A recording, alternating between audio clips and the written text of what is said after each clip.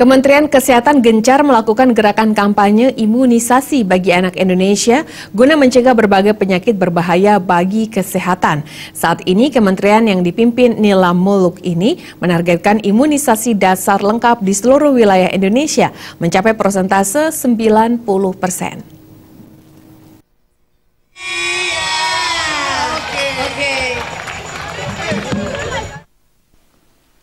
Dirjen Pengendalian Penyakit dan Penyehatan Lingkungan Kementerian Kesehatan Muhammad Subuh mengatakan untuk saat ini imunisasi yang dilakukan terhadap anak-anak di Indonesia baru mencapai persentase sebesar 85%.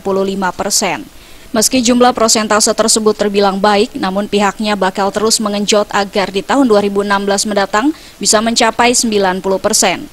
Diakui pihaknya saat melakukan imunisasi masih terdapat gap atau jarak antara wilayah yang satu dengan Indonesia. Hal itu dikarenakan wilayah Indonesia yang begitu luas dari Sabang sampai Merauke. Oleh karenanya, Kementerian Kesehatan bakal meningkatkan sumber daya manusia untuk menjangkau masyarakat yang berada di wilayah terpencil seperti di Pulau Papua. Terkait dengan target dalam peningkatan persentase imunisasi anak, Kementerian juga melakukan berbagai langkah. Di antaranya intensifikasi imunisasi penuh di puskesmas, klinik hingga rumah sakit. Selain itu dilakukan juga sosialisasi dan advokasi. Tak ketinggalan, kementerian juga melakukan sweeping di berbagai lokasi. Berdasarkan catatan kementerian, salah satu wilayah yang memiliki gap dalam pelayanan imunisasi ialah Papua. Hal tersebut karena wilayah ini berada di pegunungan sehingga menyulitkan petugas untuk melakukan imunisasi. Imunisasi ini bisa benar-benar melindungi anak Indonesia, warga Indonesia.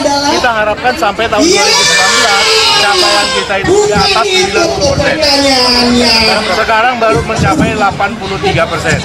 Ya, itu udah bagus. Tetapi ada disparitas.